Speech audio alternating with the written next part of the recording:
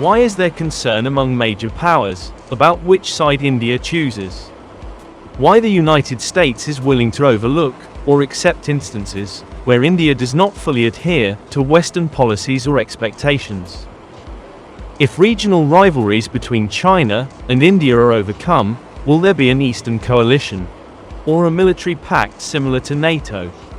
And if an Eastern coalition or bloc is formed, what could happen? Over the past decade, India's strategic position has changed dramatically. Its strategic location in the Indo-Pacific, defense ties, and role in balancing global power dynamics make it a rising power. Today's India has several strengths it can rely on.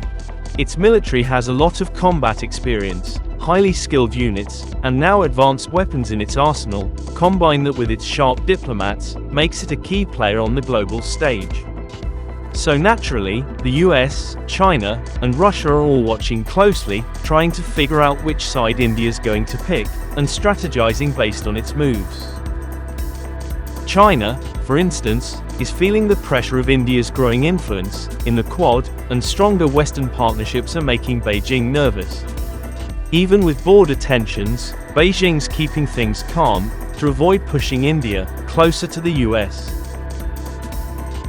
Take last year for example, the heavily militarized border stayed mostly quiet.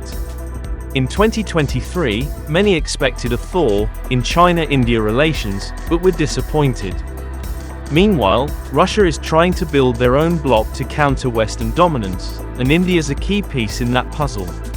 But India's tightening ties with the US complicates things for Moscow. So what's Russia doing? Russia is trying to tempt India with a really appealing defense deal.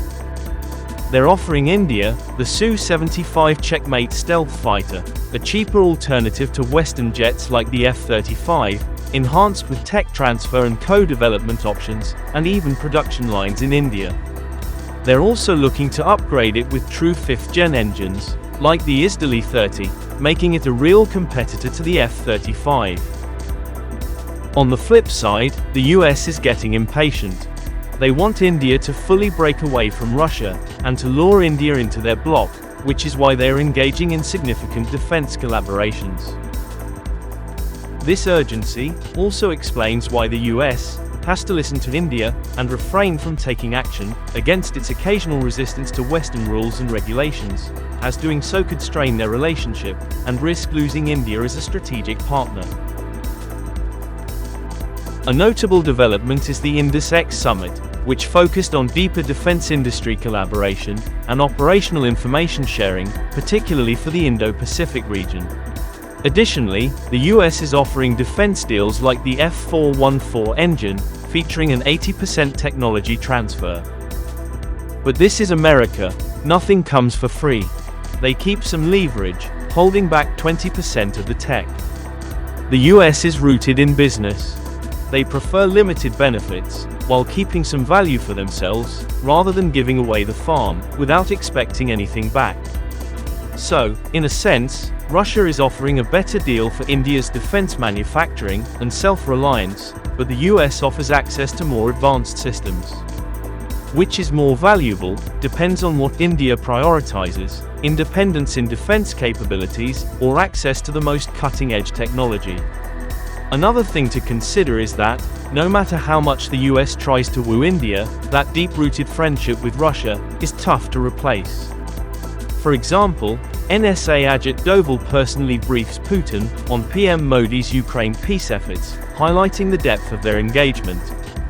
On the other hand, there's still a trust gap in US-India relations, as the US has a history of hesitating to fully address India's security concerns, such as when it provided military aid to Pakistan, even after India presented evidence of Pakistan's support for terrorism within its borders. But Russia has consistently demonstrated a willingness to accommodate India. For instance, Russia has largely refrained from selling significant defense equipment to Pakistan for India's security concerns. You can see that in Pakistan's limited Russian arms, even after Russia lifted its arms embargo in 2014. Plus, when China reportedly pressured Russia to stop selling the S-400 missile systems to India, Russia refused, proving how strong their defense ties are, even under external pressure.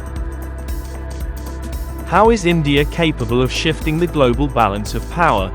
Historically, after the British left, India had a shot at regional dominance. But under Nehru's leadership, the country wasn't quite ready to face the politics of greater power. Instead of stepping up to that challenge, India opted for a non-aligned stance. India had to navigate a tough post-independence period, wars with China, conflicts with Pakistan, and the struggles of a new nation, trying to find its footing.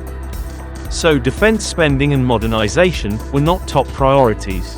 But the 1971 war with Pakistan was a turning point, highlighting the need for stronger military forces and a greater naval presence.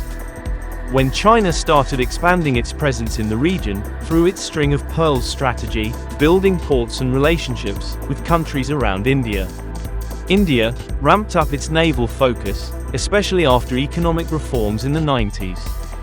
A key turning point was the Obama administration's pivot to Asia strategy, which focused US attention on the Indo-Pacific, due to growing Chinese assertiveness.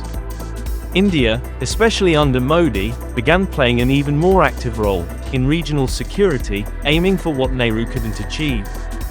Modi's Indo-Pacific policy is all about building ties with island nations and strengthening India's presence through a combination of economic, diplomatic, and military initiatives, especially with the Quad, IORA, and Association of Southeast Asian Nations. And it's not just about South Asia anymore. India's influence is spreading into the Indian Ocean, Southeast Asia, West Asia, and even Central Asia. This idea of an extended neighborhood that goes back to Prime Minister Vajpayee's time between 1998 and 2004 continues today under Modi. The idea is simple: expand India's diplomatic and economic ties beyond its immediate neighbors, reaching into regions as far as the Suez Canal and the South China Sea. With India's rising energy needs, and securing energy supplies is more critical than ever for its economy. That's why India has invested in oil and gas fields across Africa, Central Asia, and the Middle East. The Indian Navy plays a crucial role in protecting these interests, conducting joint exercises and patrolling key sea routes to ensure the safety of vital trade and energy supplies. India today is undergoing a significant policy shift, and definitely does not want to be controlled or influenced by global power struggles. It is no longer just participating in international affairs. As one of many players, it is now emerging as a major, influential force. While India remains a key player in BRICS, working with nations like China and Russia on economic and strategic initiatives, India is also deepening its cooperation with Western countries in critical areas such as security, trade, and technology. This balanced approach allows India to assert its autonomy on the global stage. Now, why there is a concern among countries like US, China, and Russia about which side India chooses. India and China have long had tensions, like border disputes in the Himalayas, and competing for influence in the Indian Ocean. But if they ever overcome those differences, and team up with Russia, forming a military alliance similar to NATO, perhaps through BRICS, their combined power could seriously challenge US and NATO interests in key regions, places like the Indian Ocean, Southeast Asia, Central Asia, the Middle East, and Africa. Because a lot of these regions already have a complicated relationship with the West, due to histories of colonization, neocolonialism, foreign interventions, and the West's perceived support for authoritarian regimes. This anti-Western sentiment could make these areas more receptive to influence from India, China, and Russia. So here's what could happen. Global bipolarity. The world could return to Cold War-style bipolarity. The global landscape would become more polarized, with countries forced to choose sides or adopt a neutral stance, and the world might enter a new era of rivalry.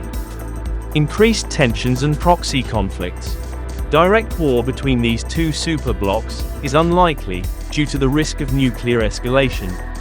However, proxy conflicts may intensify, as each bloc seeks to expand its influence. similar to the Cold War, where the US and Soviet Union fought indirectly, in regions like Vietnam and Afghanistan.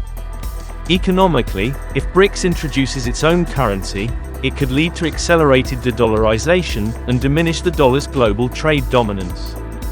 Impact on global governance.